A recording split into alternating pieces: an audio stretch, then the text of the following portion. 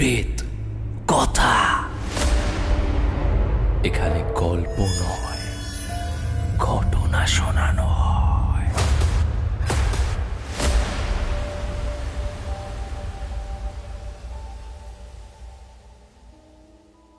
Welcome back, সকলকে স্বাগত জানাচ্ছি প্রেত কথার 467 নম্বর এপিসোডে। আমি গৌরব আছি আপনাদের সঙ্গে, সাউন্ডে সৈকত, গ্রাফিক্সে অনিকেত। আজকের এপিসোডে আপনারা শুনবেন দুটি গ্রাম বাংলার ঘটনা।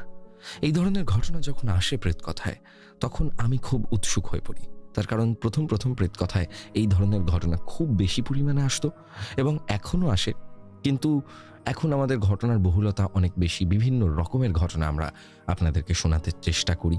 কখনো বিদেশের ঘটনা, কখনো সমুদ্রের ঘটনা, কখনো ট্রেনের ঘটনা। আর আজকে রয়েছে প্রথমে একটি মাছ ধরার ঘটনা, এবং দ্বিতীয় ঘটনাটিও বড় অদ্ভুত। একটি ফ্যামিলির সঙ্গে একটি গ্রামের বাড়িতে ঘটে যাওয়া ঘটনা, একটি হিস্ট্রি। আশা করছি আপনারা আজকের এপিসোড খুবই আনন্দ করবেন শুনে। এপিসোডের শেষে রয়েছে শাউট আউট পর্ব, এবং মধ্যেখানে আমি জানাবো যে কী করে আমাদেরকে আপনারা ঘটনা পাঠাবেন। বড়দিনের শুভেচ্ছা। নতুন বছর আসছে, নতুন বছরে আসছে আমাদের অডিও সিনেমা। যে অডিও সিনেমা আমরা সম্পূর্ণ অন্যরকম ট্রিটমেন্টে তৈরি করছি আপনাদের জন্য। আশা করছি আপনারা 470 নম্বর এপিসোডে সেই অডিও সিনেমা, যেটি তানভীর নিউটন ভাই লিখছেন, সেই অডিও সিনেমাটি খুব এনজয় করবেন। এটি প্রেত কথার ওন প্রোডাকশন, প্রেত কথা অরিজিনালস বলা আরও বেটার হবে। তো শুরু করছি আজকের এপিসোড। লাইক করতে ভুলবেন না, কমেন্ট করতে ভুলবেন না, সাবস্ক্রাইব করতে ভুলবেন না, বন্ধুদের সঙ্গে শেয়ার করতে ভুলবেন না। শুক্রবার এবং রবিবারের রাত মানেই ভয় পাওয়ার রাত উইথ গৌরব।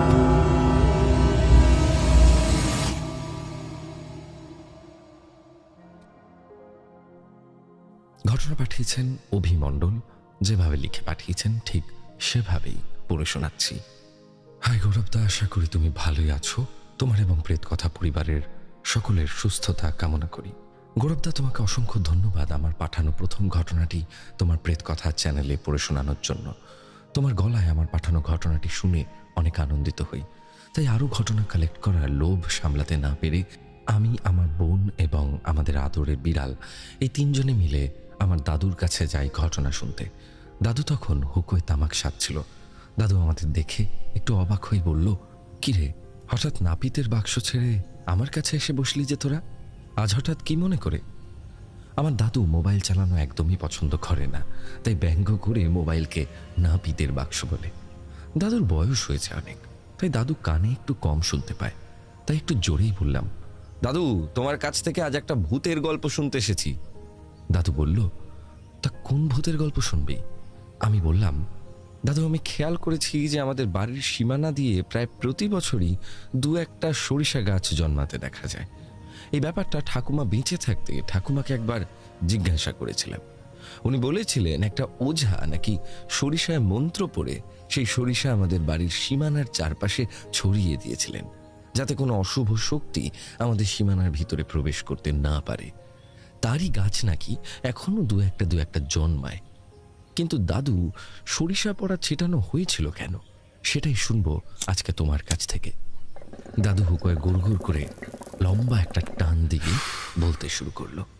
সে অনেক বছর আগের কথা, মোটামুটি ওই 1970 কি 71 সাল হবে। বাংলাদেশ থেকে নির্যাতন সহ্য করতে না পেরে চলে আসি ভারতবর্ষে।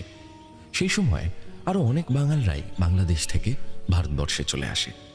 এখানে এসে কেউ কেউ সস্তা দামে জমি কেনে, আবার কেউ কেউ দখলি জমিতে কোনো রকমের ঘর উঠিয়ে বাস করতে শুরু করে। এখানকার বেশিরভাগ জায়গায় তখন চাষের অযোগ্য ছিল।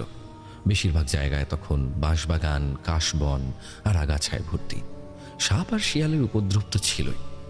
বড় বড় শহরে তখন ইলেকট্রিসিটি থাকলেও আমাদের এখানে তখন রাতের সঙ্গী বলতে শুধুই কেরোসিনের লণ্ঠন। বাংলাদেশ থেকে আসার সময় টাকা পয়সা না আনতে পারায় সংসারের অবস্থা ছিল খুবই শোচনীয়। ভালো মন্দ খাবার তো দূরের কথা, দুবেলা দুমুঠো খাবার জোটানোই মুশকিল হয়ে উঠত। তাই আমি এক বাড়িতে রাখাল হিসেবে কাজ করতাম। কিন্তু আমার একটা শখ ছিল, সেটি ছিল মাছ ধরার শখ। মাঝে মধ্যে দিনের বেলায় কাজ করে রাতের বেলা যেতাম মাছ ধরতে।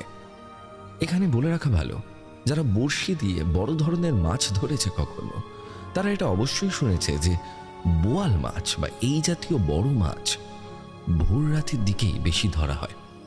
তাই কাজ করে তাড়াতাড়ি খেয়ে দিয়ে ঘুমিয়ে পড়তাম। রাত 3টে নাগাদ উঠে যেতাম মহানন্দা নদীতে মাছ ধরতে।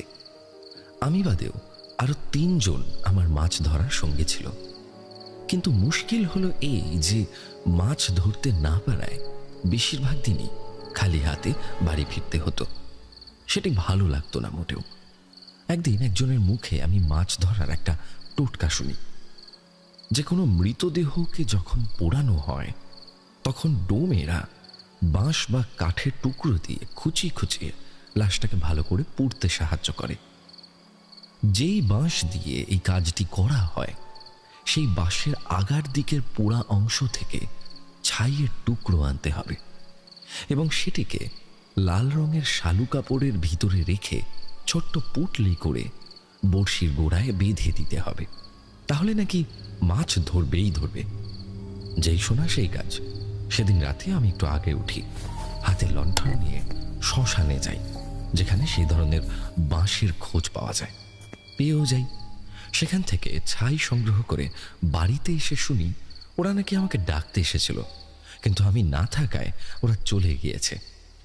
যে জায়গায় প্রতিদিন মাছ ধরে সেই জায়গাতেই নাকি ওরা থাকবে এবং আমাকে যেতে বলেছে। অগত্যা আমাকে একাই যেতে হবে। আমি নিয়মানুসারে এক নিঃশ্বাসে বড়শিতে সেই ছাই বেঁধে হাতে একটা লণ্ঠন নিয়ে বেরিয়ে পড়লাম। মাটির রাস্তা, বেশিরভাগ জায়গায় শুধু কাশবন আর বাঁশঝাড়। প্রায় 3 মাইল পথ হেঁটে যেতে হবে একা। জোরে পা চালালাম। রাস্তায় হালকা জ্যোৎস্নার আভা থাকলেও বাঁশবাগানের নিচের অন্ধকার যেন অমাবস্যার রাতকেও হার মানায়। কিছু দূর যাওয়ার পর আমার মনে হলো আমার পায়ের খসখস শব্দ ছাড়াও আরো একটা পায়ের শব্দ শুনতে পাচ্ছি। কেউ যেন আমার ঠিক পিছনে খুঁড়িয়ে খুঁড়িয়ে হেঁটে চলেছে আমার সাথেই। আমি থেমে যাই, পিছন দিকে ঘুরে তাকাই। কই, কেউ নেই তো। আবার সোজা তাকিয়ে আমি হাঁটতে শুরু করলাম। কিছুটা হাঁটছি, হঠাৎ মনে হলো কেউ যেন ফিস ফিস করে কিছু একটা বলছে, কিন্তু ঠিক কি বলছে বোঝা যাচ্ছে না। আমি নিজেকে বোঝাতে চেষ্টা করলাম যে এগুলো আমার মনের ভুল। কোনো রকমে মনকে সান্ত্বনা দিয়ে আমি জোরে জোরে পা চালালাম। শুনতে পেলাম কাশবনের ভিতর থেকে যেন ভেসে আসছে এক বাচ্চার কান্না। আমি যতই এগিয়ে যাচ্ছি সেই কান্নার আওয়াজ যেন আমার সাথেই যাচ্ছে। কিছু দূর এরকম হওয়ার পর সেই কান্না বন্ধ হলো। অবশেষে আমি আমার লক্ষ্যে পৌঁছলাম। সেখানে পৌঁছে নদীর পাড়ে দাঁড়িয়ে আমি একটা বিড়ি ধরালাম। সেটি সদ্ব্যবহার করতে করতে হালকা জ্যোৎস্নার আলোতে যতদূর নজর যায় আমি দেখার চেষ্টা করলাম, কিন্তু আমার সঙ্গীদের টিকিটি পর্যন্ত দেখতে পেলাম না। শেষে 7-5 না ভেবে মাছ ধরার জন্য উপযুক্ত জায়গা খুঁজে একাই বসে পড়লাম মাছ ধরতে। বড়শি জলে ছুঁড়ে মারতেই সে কি আশ্চর্য ব্যাপার হলো, প্রায় সাথে সাথেই আমার বড়শির সুতোয় টান পড়ল। আমিও হ্যাচকা টানে মাছটাকে আটকে দিলাম। ধীরে ধীরে মাছটাকে টানতে টানতে পাড়ে উঠিয়ে নিয়ে আসলাম। দেখলাম 3 থেকে 4 কিলো ওজনের একটা বোয়াল মাছ। মাছটিকে ব্যাগে রাখতে রাখতে ভাবলাম, যাক বাবা, টোটকায় কাজ দিয়েছে। তবে এরকম পরপর 2টো মাছ ওঠানোর পর যখন বড়শিতে 3য়-বার আধার গাঁথছিলাম তখন হঠাৎ একটা অস্বস্তি বোধ হলো। এদিকে আকাশ সাদা হয়ে উঠেছে, সকাল হব হব করছে। ঠান্ডার দিন না হলেও এই ভোরের বেলা গরম হওয়ার কথা নয়, কিন্তু হঠাৎ কোথা থেকে যেন একটা বিচ্ছিরি মাংস পচা গন্ধ সমেত একটা গুমোট গরম হাওয়া আমার চারিদিকে এসে ভিড়ল। ব্যাপারটা ঠিক ভালো লাগছিল না মোটেও, কিন্তু এই সব কিছুকে অগ্রাহ্য করি একরকম মাছ ধরার নেশায় আবারও জলে বড়শি ছুড়ে দিলাম। এবার 3য় মাছ উঠিয়ে ব্যাগে রাখবো এমন সময় ব্যাগ খুলে দেখি এ কি কাণ্ড! এর আগে ব্যাগে দুটো মাছ রাখলাম, এখন তার মধ্যে একটাও নেই। কোথায় গেল সব মাছ? বড় মাছ মারতে এসেছি, তাই ব্যাগটাও যথেষ্ট বড় এনেছি। এইভাবে মাছ দুটো উধাও হয়ে যাওয়ার কোনো কারণই খুঁজে পেলাম না। তাই পরের মাছটা রেখে ব্যাগের মুখটাকে শক্ত করে বেঁধে রাখলাম। তারপর আবারও বড়শি জলে ফেলে সুতো ধরে বসে রইলাম। কিন্তু এবার বেশ খানিকক্ষণ হয়ে গেল, মাছের কোনো সাড়া নেই। এমন সময় হঠাৎ করে আমার পাশে একটা খচখচ শব্দ পেলাম। কি মনে হতে ব্যাগের দিকে তাকালাম, কিন্তু এ কি কাণ্ড! সেখান থেকে ব্যাগটাই উধাও হয়ে গেছে। খচখচ শব্দটা যেন এখন আমার পিছন দিক থেকে হচ্ছে, আর সেই সঙ্গে মাংস পচা গন্ধটা এতটাই বেড়ে গেছে যে আমি ঠিকমতো শ্বাস নিতে পারছিলাম না। শব্দ লক্ষ্য করে পিছনে তাকাতেই যা দেখি, সেটি দেখে আমার গলা শুকিয়ে কাঠ হয়ে যায়। আমি পালাতেও ভুলে যাই সেখান থেকে। দেখি 7-8 বছরের এক উলঙ্গ বাচ্চা মেয়ে আমার থেকে 10 হাতের দূরত্বে দাঁড়িয়ে অত বড় জ্যান্ত বোয়াল মাছটি ছেড়ে ছেড়ে খাচ্ছে। রাগ আর অভিমান মিশ্রিত চোখে যেন আমার দিকেই তাকিয়ে আছে সেই মেয়েটি। সেই চোখ যেন চোখ নয়, দুটো গাঢ় কালো অন্ধকারের গর্ত মাত্র। উস্কো খুস্কো নোংরা এলোমেলো চুল ঘাড় পর্যন্ত নেমে এসেছে। সারা শরীর থেকে পচা মাংস খুলে খুলে পড়ছে। হয়তো গাল আর ঠোঁটের মাংস পচে খুলে পড়েছে অনেক আগেই, তাই সেখানে দেখা যাচ্ছে কান পর্যন্ত ঠেকে যাওয়া বড় বড় দাঁত। এইটুকু বাচ্চার অত বড় দাঁত আমি এর আগে কখনো দেখিনি। অত বড় জ্যান্ত মাছটি এক মুহূর্তের মধ্যে খেয়ে নিল মেয়েটি। আমি সেটি দেখে যেন নড়বার ক্ষমতাও হারিয়ে ফেললাম। মনে হচ্ছিল আমার হৃৎপিণ্ড ফেটে বাইরে বেরিয়ে আসবে এখনই। মনে হচ্ছিল কেউ যেন হাতুড়ি দিয়ে সমানে আঘাত করে যাচ্ছে আমার বুকে। আমার চমক ভাঙল সেই মেয়েটিরই ডাকে। মেয়েটি তার ডান হাত বাড়িয়ে খুঁড়িয়ে খুঁড়িয়ে এক পা করে এগিয়ে আসছে আমার দিকে আর বলছে, দে আমাকে আরো মাছ দে, আমার খুব খিদে পেয়েছে, অনেকদিন থেকে আমি কিছু খাইনি, আমার খুব খিদে পেয়েছে, দে আমাকে আরো মাছ দে। আমি দিক বেদিক না দেখে পাগলের মতো প্রাণপণে দৌড়তে থাকি, কিন্তু আমি যেন দৌড়তে পারছিলাম না। আজ যেন আমার শরীরের সব শক্তি হারিয়ে ফেলেছি। পায়ের পাতা ডুবে যাচ্ছে বালির ভিতরে, অনেক কষ্ট হচ্ছিল দৌড়তে, তবু আমি ঊর্ধ্বশ্বাসে দৌড়তে থাকি। আজকের এই ঘটনা যদি সত্যি না হয়ে স্বপ্ন হতো, তাহলে হয়তো আজ আমি জীবনের সব থেকে বেশি খুশি হতাম। আমি দৌড়তে দৌড়তে পিছনে তাকিয়ে দেখি সেই মেয়েটিকে আমি একটু পিছনে রেখে আসতে পারিনি। সে এখনো আমার 5-6 হাতের মধ্যে খুঁড়িয়ে খুঁড়িয়ে হেঁটে আসছে আমার দিকেই। আমি সামনে ঘুরে যে আবারও দৌড়তে যাচ্ছি, ঠিক তখনই আমার একদম সামনেই দেখি একটা বিশাল আকৃতির অবয়ব আমার দিকে যেন এগিয়ে আসছে। সেটা দেখে আমার মুখ থেকে বিচ্ছিরি এক চিৎকার বেরিয়ে আসে, আর আমি সেখানে জ্ঞান হারাই। আমার জ্ঞান ফেরে ঠান্ডা জলের ছিটে পেয়ে আমি উঠে হুড়মুড় করে বসে পড়ি। দেখি ফাঁকা জায়গায় খড় দিয়ে ছাওয়া একটি চাল, তার নিচে আমি শুয়ে আছি। সামনে 10-12 বছরের একটি বাচ্চা ছেলে আর লম্বা মোটাসোটা এক ব্যক্তি, মিশমিশে কালো তার গায়ের রং। আমাকে হুড়মুড় করে উঠে বসতে দেখে হিন্দি বাংলা মিশিয়ে বলল, সাব ভয় পাবেন না সাব, আমি আপনার কিছু ক্ষতি করব না সাব।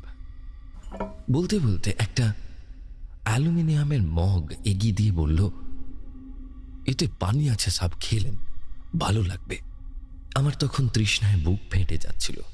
আমি জলের মগটি ওনার হাত থেকে নিয়ে অনেকটা জল খেয়ে তারপর কিছুটা সুস্থ বোধ করি।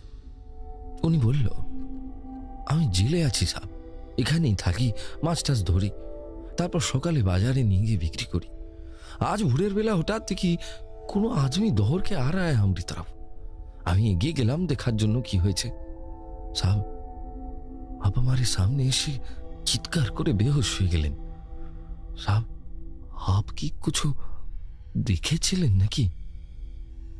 কি হয়েছিল বলেন তো সাব? আমি ওনাকে সংক্ষেপে সবকিছু বললাম। সব শুনে উনি বললেন, সাব, আমি তো বেশিরভাগ সময় এখানেই থাকি, আমি তো কখনো কিছু দেখি নাই সাব। ওটা বোধহয় আপনার মনের ভুল হবে, ওগুলো নিয়ে আর চিন্তা করবেন না সাব। আপনার ঘর কোথায় বলেন, আমি আপনাকে ঘরে ভেজার ব্যবস্থা করছি। তারপর উনি নিজে ওনার সাইকেলে করে আমাকে বাড়ি পৌঁছে দেয়। বাড়িতে পৌঁছে দেখি আমার সাথে যারা মাছ ধরতে যেত তারাও আমাদের বাড়িতেই আছে। আমি মাছ ধরতে না যাওয়ায় ওরা চিন্তায় পড়ে গেছিল, তাই মাছ ধরতে যাওয়ার পথে আমাদের বাড়ি হয়ে যাবে এটা ভেবে এসেছিল। আমি বাড়িতে এসে সবকিছু বলায় ওরা সেই জেলে লোকটির সাথে ওখানে যায় এবং ফিরে এসে জানায় যেখানে আমার যাওয়ার কথা ছিল আমি নাকি সেখানে যাইনি। পথ ভুল করে আমি নাকি অন্য জায়গায় চলে গিয়েছিলাম। ওখানে গিয়ে নাকি ওরা সেরকম কিছুই দেখতে পায়নি, শুধু লণ্ঠনটা কাত হয়ে পড়েছিল বালির উপর। লণ্ঠন, ব্যাগ আর বড়শি ওরা আমাদের বাড়ি এনে দিয়ে যায়। আর এদিকে তোর ঠাকুমা পাশের বাড়ির একজনের কাছ থেকে আমার ভয় কাটানোর জন্য জল পড়া এনে খাওয়ায়। সেদিন দুপুরবেলা থেকে আমার প্রচণ্ড জ্বর হয়, কোনো এক অজানা অস্বস্তিতে ঘিরে রয়েছে আমাকে।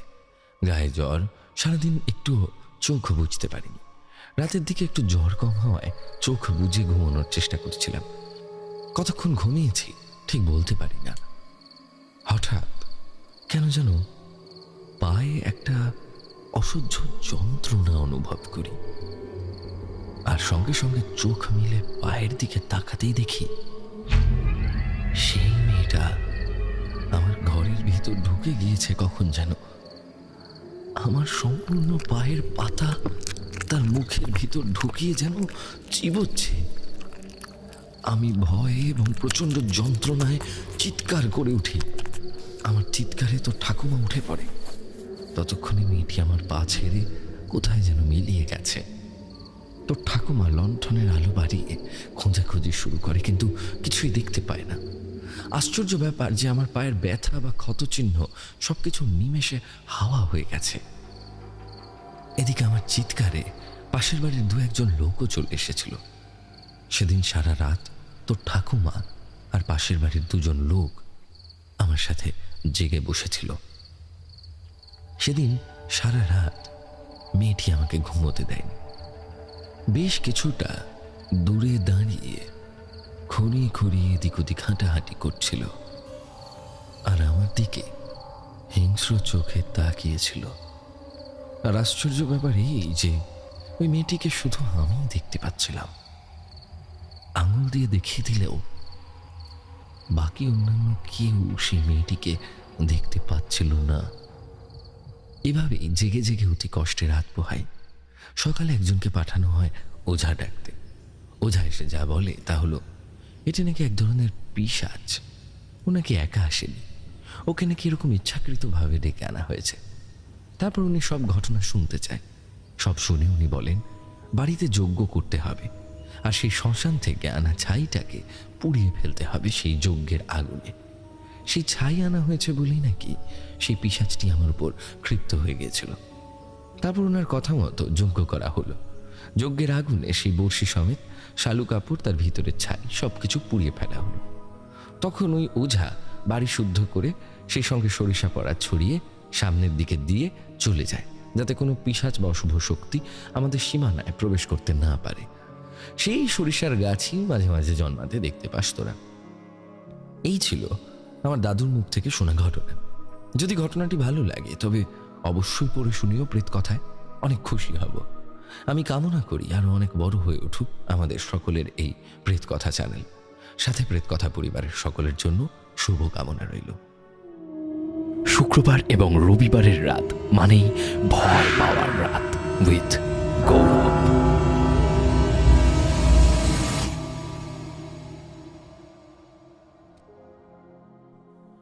অসাধারণ একটি গ্রামের রোমহর্ষক ঘটনা আমরা শুনলাম অভির কাছ থেকে। আপনাদের কেমন লাগছে, কেমন লাগলো এই ঘটনাটি অবশ্যই কমেন্ট করে জানান। মাছ ধরতে গিয়ে আপনাদের কখনো এমন ঘটনার সম্মুখীন হতে হয়েছে কি? যদি হয়ে থাকে বা আপনার শোনা কোনো ঘটনা থাকে আপনার কাছের কোনো মানুষের থেকে, সেটাও কিন্তু আমাদেরকে জানাতে পারেন প্রেতকথা@gmail.com অথবা প্রেতকথার ফেসবুক পেজ ইনবক্সে লিখে পাঠান ঘটনা। আপনি যদি চান আপনার ভয়েস আমরা প্রেতকথায় চালাই, তাহলে 9875476704 এই নাম্বারে ভয়েস করে পাঠান। আমরা একটু ক্লিন ভয়েস চাই, তাই জন্য সবসময় ভয়েস প্লে করতে পারি না। এমন ভয়েস যেখানে আশপাশ থেকে কোনো নয়েজ না আসে, ফ্যানের আওয়াজ, কুকুর ডাকার আওয়াজ, গাড়ি ঘোড়া যাওয়ার আওয়াজ, এগুলো না থেকে যদি একটা শান্ত একটা নিরিবিলি জায়গায় যদি আপনারা ঘটনাটি মোবাইলেই রেকর্ড করে পাঠিয়ে দেন, তাহলেও কিন্তু আমরা প্লে করতে পারি। আর কমেন্ট বক্সে জানাবেন বড়দিন কেমন কাটলো। আমরা সেরকমভাবে তো বড়দিন পালন করার জন্য আমি জেনারেলি পার্ক স্ট্রিট বা এমন কোনো জায়গায় যাই না।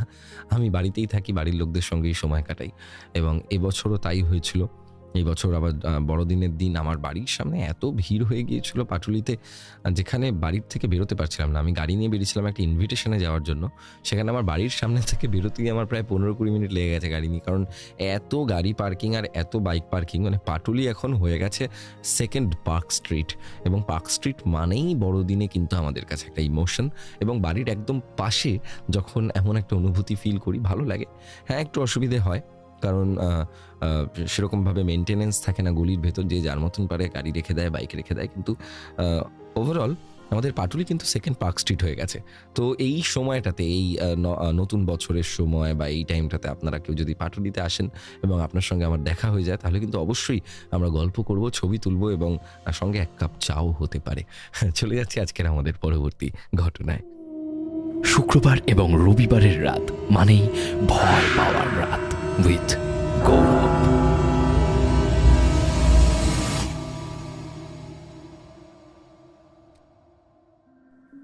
ঘটনা পাঠিয়েছেন সায়ন, যেভাবে লিখে পাঠিয়েছেন ঠিক সেভাবেই পড়ে শোনাচ্ছি। হ্যালো গৌরবদা, আমি সায়ন। আমি তোমার কণ্ঠের ভীষণ বড় ভক্ত। Thank you Sayan. শুধু আমি না, আমার গোটা পরিবার তোমাকে ভীষণ স্নেহ করেন। সকলকে আমার প্রণাম। অনেক সাহস করে একটি ঘটনা লিখতে বসলাম। ঘটনাটি পছন্দ হলে তোমার সুমধুর কণ্ঠে পাঠ করো। যাই হোক, এবার ঘটনায় আসি। ঘটনাটি ঘটেছিল আজ থেকে প্রায় 3 বছর আগে। আমার দিদি, 2 পিস্তুত দিদি এবং দিদিরই এক বান্ধবীর সাথে একদিন সকলে মিলে ঠিক করি মামার বাড়ি ঘুরতে যাওয়া হবে। আমার মামার বাড়ি তারকেশ্বরের এক গ্রামে। ভীষণ সুন্দর, চারিদিকে সবুজের সমারোহ। তবে সকালে যেমন সুন্দর, রাত্রিবেলা ততই গা ছমছমে পরিবেশ তৈরি হয়। গ্রামের নামটা আমি উল্লেখ করলাম না। যাই হোক, যেমন ভাবনা তেমন কাজ। প্ল্যান অনুযায়ী আমি, দিদির মা এবং দিদির বান্ধবী সকলেই মামার বাড়ি ঘুরতে যাই। আমার মামার বাড়ি এবং আমার মায়ের মাসির বাড়ি সামনাসামনি, এপার ওপার। মামার বাড়ির একটু বিবরণ দিয়ে রাখি। আমার মামার বাড়ি এবং মাসি দিদার বাড়ি, মানে আমার মায়ের মাসির বাড়ি, এই দুটো বাড়ির মধ্যে রয়েছে এক বিশাল বাগান। বাগানে বিভিন্ন গাছ, নিম গাছ, পান গাছ, সুপারি গাছ, জাম, লিচু, নারকেল, প্রচুর গাছ। মামার বাড়ির উত্তর দিকে এই গাছের বিশাল এক বাগান, আর পূর্ব দিকে রয়েছে ঘন বাঁশ বাগান। মামার বাড়ির ছাদ থেকে মাসি দিদার বাড়ির দোতলার প্রত্যেকটি ঘর স্পষ্ট দেখা যায়। এবার মাসি দিদার বাড়ির বিবরণ দিই। মাসি দিদার বাড়ির সামনে, মানে উত্তরে, একটি গোয়াল ঘর। উত্তর পূর্ব দিকে একটি পুকুর, তার পাশে একটি ছোট ঘর। পূর্ব দিকে সেই রকমারি গাছের বিশাল বাগান। দক্ষিণে আরও একটি গোয়াল ঘর, দোতলা বাড়ি, উপরতলার 3টি ঘর, 3টি ফাঁকা, এবং ঈশান কোণে তাদের বাথরুম, আর বাথরুমের সামনে বিশাল উঠোন। বিবরণ দিতে গিয়ে একটু বড় হয়ে গেল বোধ হয়, তার জন্য আমি ক্ষমা চেয়ে নিলাম, কিন্তু বিবরণ না দিলে ঘটনাটি আমি ঠিক মতন বোঝাতে পারতাম না। যাই হোক, এবার ঘটনায় আসি। যেদিন আমরা মামার বাড়ি গিয়েছিলাম, সেদিন সকাল থেকে দিদিরা মাঠের ঘাটে, পুকুর পাড়ে, সর্ষে ফুলের ক্ষেতে, বিভিন্ন জায়গায় ঘুরে বেরিয়েছিল সারাদিন। রাত্রে খাওয়া দাওয়ার পর দিদিরা ঠিক করে যে ওরা মাসি দিদার বাড়িতে রাতে শোবে। মা বা দিদারাও যেন না থাকে ওদের সাথে, যেটা হয় আর কি, সব সমবয়সী মেয়ে নিজেদের মতন করে গল্প আড্ডা করবে। তো এই কথা শুনে আমার মা, দিদা, দাদু সবাই অনেক বারণ করে, কিন্তু দিদিরা কথা শোনেন। রীতিমতো জেদ করে দিদিরা মাসি দিদার বাড়ি চলে যায়। দোতলা 3টি ঘরের মধ্যে একদম শেষ ঘরটায় দিদিরা ছিল। ঘরের সামনে লম্বা বারান্দা, এক প্রান্তে সিঁড়ি, অন্য প্রান্তে শেষ ঘরটা। বলে রাখি, সেদিন দিদির কিছু একটা অ্যালার্জি হওয়ার কারণে দিদি একটা অ্যালার্জির ওষুধ খেয়েছিল, যার জন্য আমার দিদি খুব তাড়াতাড়ি ঘুমিয়ে পড়েছিল। বাকি দুই পিস্তুত দিদি এবং দিদির সেই বান্ধবী একটি ফিল্ম দেখছিল জেগে থেকে। হঠাৎ করে দিদির ঘুমটা ভেঙে গিয়েছিল খুব জোরে একটা ঝাঁকুনিতে। দিদি আলতো ঘুম চোখে দেখে যে বাকি দুই দিদি এবং দিদির বান্ধবী প্রচন্ড ভয়ে জড়সড় হয়ে দেওয়ালে সিঁটিয়ে বসে আছে। বারবার দিদিকে ঝাঁকিয়ে ঝাঁকিয়ে বলছে, তাড়াতাড়ি ওঠ, অনেকক্ষণ ধরে কেউ বারবার দরজায় ধাক্কা দিচ্ছে আর কেমন একটা চিৎকার করছে। দরজা ধাক্কা দেওয়ার শব্দে আর চিৎকারের শব্দে এবার দিদির ঘুমের ঘোরটা কেটে যায়। আমার দিদি এমনি খুব ভীতু, এবং সেই চিৎকারের শব্দে দিদির আত্মারাম খাঁচা হয়ে গিয়েছিল। সঙ্গে সঙ্গে দিদি ফোন চেক করে, তখন রাত 3টে। ঠিক 2:50 থেকে 3:20 পর্যন্ত টানা একই রকমের শব্দ হয়ে গেছে। এরই মধ্যে দুটো গোয়ালের গরুগুলো যেন চিৎকারের শব্দে তালে তাল মিলিয়ে চিৎকার করছে। নিমেষের মধ্যে গোটা পরিবেশটা পাল্টে গিয়েছিল। মাথার মধ্যে তখন অনেক রকমের কথা ঘুরপাক খাচ্ছিল। এই শব্দগুলো কি শুধু ওরাই শুনতে পাচ্ছে? বাকিরা কি কেউ শুনতে পাচ্ছে না? কেউ ঘর থেকে বেরোচ্ছে না কেন? একটা অস্থির পরিবেশ সবাইকে গ্রাস করেছে। সবাই ভয় পেয়ে আছে। তারই মধ্যে টেনশনে এক দিদির টয়লেট পেয়ে যায়। প্রথমে তো কেউই রাজি হয়নি তাকে নিয়ে টয়লেটে যাওয়ার জন্য। পরে 4 জন মিলেই ফোনে ফ্ল্যাশ জেলে ঠাকুরের ছবি সামনে রেখে বের হই। গোটা দোতলা ফাঁকা, 4 জন বাদে গোটা দোতলায় কেউ নেই। কোনো রকমে ছুটে 4 জন বারান্দা ক্রস করে নিচে নাম। বাথরুমে যাওয়ার জন্য একটি উঠোন বেরোতে হতো। ফোনের ফ্ল্যাশ জেলে উঠোনে পা রাখতেই দিদিরা পুরো স্টিল হয়ে যায়। পুরো উঠোন একটা বাজে চামড়া পোড়া গন্ধে ভরে গেছে। অন্ধকারের মধ্যে দিদিরা লক্ষ্য করে উঠোনের একদিক থেকে আরেক দিকে একটা বিড়াল দৌড়াদৌড়ি করছে। কিন্তু পরে ওরা যা দেখে তা দেখে দিদিদের পায়ের তলার মাটি সরে যায়। যে জিনিসটাকে এতক্ষণ ওরা বিড়াল ভাবছিল সেটি কোনো বিড়াল নয়, সেটি একটি ছোট বাচ্চা। কিন্তু এত রাতে কোনো বাচ্চা এরকম ভাবে দৌড়াদৌড়ি করবে কেন? এত ছোট বাচ্চা তো হাঁটতেই পারে না, সে দৌড়চ্ছে কিভাবে? আর সব থেকে বড় কথা হলো, মাসি দিদার বাড়িতে এত ছোট কোনো বাচ্চাই নেই। এইসব প্রশ্ন দিদিদের মাথায় ঘুরপাক খেতে থাকে। দিদির সাথে সাথে হনুমান চালিসা পড়া শুরু করে দেয়। তাড়াতাড়ি বাথরুমের কাজ সেরে দৌড়ে দিদিরা ঘরে ঢুকে যায়। সেই রাতে দিদিরা আর কেউ ঘুমোয়নি। সকাল হতে না হতেই সবাই মামার বাড়ি চলে এসে সমস্ত ঘটনা বলে, যা দিদিমা দাদু সহ আমরা সকলেই শুনি। প্রথমে তো দিদিমা দাদু সবাইকে খুব বকাবকি করে। তারপর অনেক জোরাজুরি করতে আমার দিদিমা আর মাসি দিদা যা বলল তা খুবই দুঃখজনক ছিল। আজ থেকে তাও 39-40 বছর আগে ওই বাগানের এক ধারে পুকুর পাড়ের একটি ঘরে স্বামী, স্ত্রী এবং তাদের কন্যা সন্তান থাকত। স্ত্রী তখন 10 মাসের গর্ভবতী। তখনকার সময় উনুনে কাঠ ধরিয়ে রান্না হতো। স্বামী, স্ত্রী এবং তাদের মেয়ে, এই 3 জনের মধ্যে তাদের মেয়ে অর্ধেক দিন আমার মাসি দিদার বাড়িতে রাত্রিবেলা শুতো। আবার তার স্বামী অর্ধেক দিন বাইরে থাকতো কাজের জন্য। এমনই একটা রাতে আমার মাসি দিদাদের ঘুম ভেঙে যায় এক মহিলার চিৎকারে। মাসি দিদা জানলা খুলে দেখে যে পুকুর পাড়ের বাড়িটি দাউ দাউ করে আগুনে জ্বলছে, আর মাসি দিদার বাড়ির উঠোনে একটি জ্বলন্ত আগুনের পিণ্ড এদিক ওদিক ছুটে বেড়াচ্ছে। কারোরই বুঝতে বাকি রইল না সেই জ্বলন্ত আগুনের পিণ্ডতে আসলে কে পুড়ছে। সে জ্বলন্ত অবস্থায় মাসি দিদার ঘরের দরজায় ধাক্কা মারছে, তার মেয়েকে চাইছে। সে চিৎকার আর্তনাদ করতে করতে উঠোনেই মারা যায়। মাসি দিদা দরজা খোলেনি ভয়ে। যদি সে দৌড়ে এসে মেয়েকে ধরে তাহলে মেয়েটার গায়েও আগুন লেগে যাবে। আর মাসি দিদা মেয়েটিকে বড্ড ভালোবাসত। এই ঘটনার পর মাসি দিদারা প্রায় শুনতে পেত চিৎকার, দরজা ধাক্কা দেওয়ার শব্দ, চামড়া পোড়া গন্ধে গোটা বাড়ি ছড়িয়ে পড়ত। কিন্তু যতই যাই হোক, মাসি দিদারা কোনো দিন দরজা খুলে বাইরে বেরোতো না। আমার মাসি দিদা অনেকবার তাদের বাথরুমের সামনে একটি ছোট বাচ্চাকে দেখতে পায়, কিন্তু তার সারা শরীর পোড়া। এখনো ওই জায়গায়, ওই সময়, ওই একই চামড়া পোড়া গন্ধ মাসি দিদার বাড়ির উঠোনে, আমার মামার বাড়িতে, বাগানে, সমস্ত জায়গায় ছড়িয়ে পড়ে। এই গন্ধ অনেকবার আমরাও বুঝতে পেরেছি, কিন্তু কোনোদিন এটাকে গুরুত্ব দিইনি।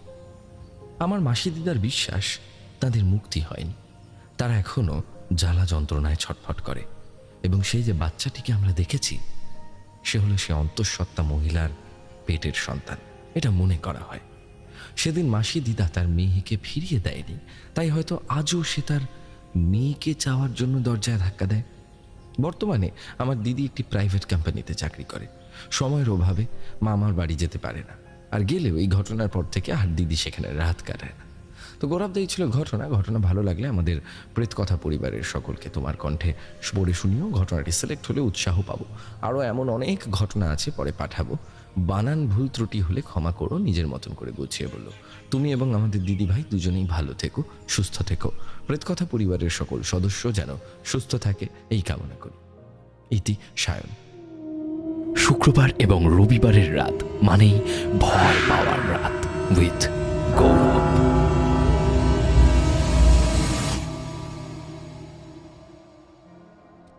ওকে, সবসময় যে ভূত মানে আমাদের ক্ষতি করতে চায় তা নয়। অনেক সময় তাদের মৃত্যুর সময় যে আকাঙ্ক্ষা থাকে, সেই আকাঙ্ক্ষাগুলিকে পূরণ করার জন্যও সে অনেক মেসেজ আমাদেরকে দিতে চায়। আমরা সবসময় সেই মেসেজ বুঝতে পারি না, আমাদের সবসময় সেই বোধ শক্তি থাকে না যে কোনো একটি সুপার ন্যাচারাল এন্টিটি আমাদেরকে কিছু বোঝাতে চাইছে, আমরা সেটিকে বুঝতে পারছি। কারণ বেশিরভাগ সময় আমরা সেই ঘটনাগুলিকে নজরআন্দাজ করে চলে যাই, বা বলি যে এটি একটি অদ্যপান্ত ভয়ের ঘটনা, বা এমন একটি ঘটনা ঘটেছে যার কোনো সমাধান আমি খুঁজে পাইনি, বা যার কোনো কারণ আমি খুঁজে পাইনি। তো যাই হোক, এই ধরনের প্রশ্ন উত্তর, এই ধরনের কৌতূহল, এই ধরনের ঘটনা সবসময় চলতে থাকবে পৃথিবীর প্রত্যেকটা কোণায়। বিশেষ করে যে কোণার অনেক গল্প আছে। চলে যাব আমি আমাদের শাউট আউট সেকশনে, অর্থাৎ আগের দিনের এপিসোডে যারা যারা কমেন্ট করেছিলেন তাদের একটু কমেন্ট পড়ে নেওয়ার পালা। কমেন্টে আপনারা কিন্তু জানাবেন যে নতুন বছরে আপনাদের রেজলিউশন কি, আপনাদের প্ল্যান কি, অবশ্যই জানাবেন। এবং 470 নম্বর এপিসোডে, আমি এখনো 200-তে কেন পড়ে আছি আই ডোন্ট নো, 470 নম্বর এপিসোডে কিন্তু আসছে প্রেত কথার অডিও সিনেমা, তানভীর নিউটন ভাইয়ের লেখা ঘটনা। এবং সেই ঘটনাকে আমরা একটি অডিও সিনেমার রূপ দিয়েছি, যেখানে আপনারা যখন শুনবেন আপনাদের মনে হবে যে আপনারা একটি সিনেমা দেখছেন। এমনভাবেই আমরা ব্যাপারটিকে তৈরি করছি।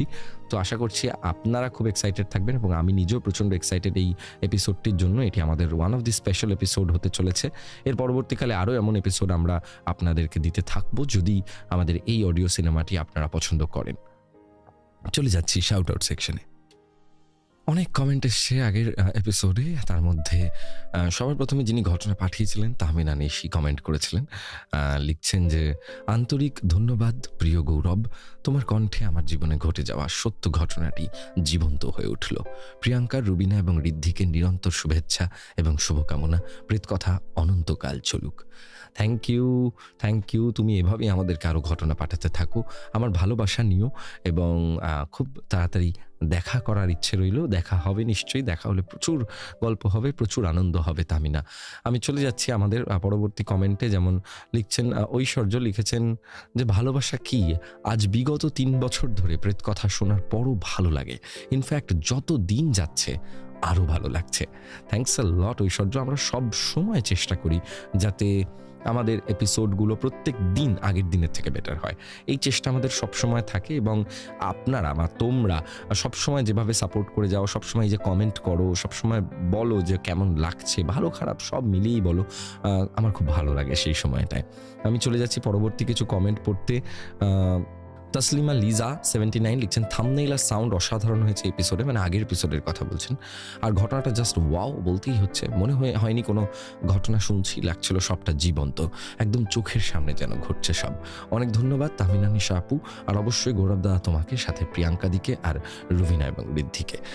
সানা কমেন্ট করেছেন, তিয়াস আর্ট গ্যালারি কমেন্ট করেছেন, অনিকেত মৌলিক, শ্রেয়সী, তিতলি, অঞ্জলি রয়, আমাদের মধ্যে রয়েছেন চৈতালি দাস, মোহিত নায়েক কমেন্ট করেছেন, mister written, Mehedi Hasan blog, prank boy Bapun, শ্রুতি পাল, আমাদের মধ্যে রয়েছেন সহেলি হালদার, সৌম্য দাস কমেন্ট করছেন, কৃষু মোবাইলে রিচার্জ নেই কিন্তু প্রেত কথা শোনা বন্ধ করা যাবে না। হটস্পট নিয়ে চলে এলাম গৌরবদার মধুর কণ্ঠে প্রেত কথা শোনার জন্য।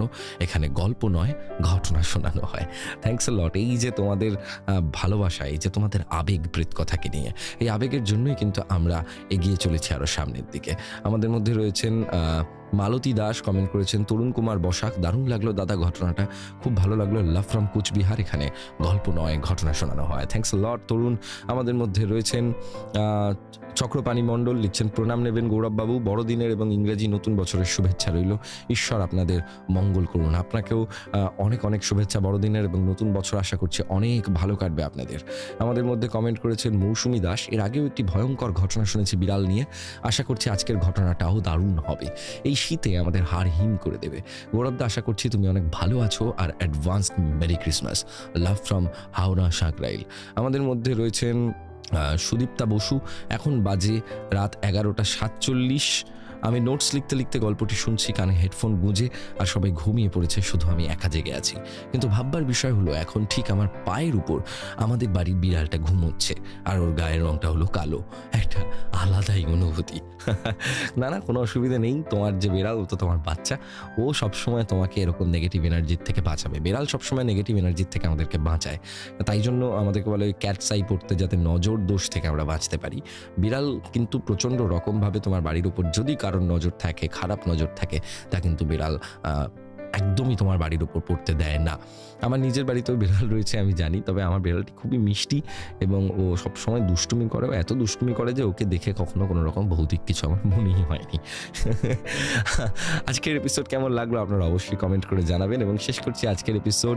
আশা করছি আপনারা অনেক এনজয় করেছেন এবং বড়দিন এবং নতুন বছরকে এনজয় করছেন। আমি গৌরব ছিলাম আপনাদের সঙ্গে, সাউন্ডে সৈকত এবং গ্রাফিক্সে অনিকেত। এখানে গল্প নয় ঘটনা শোনানো হয়।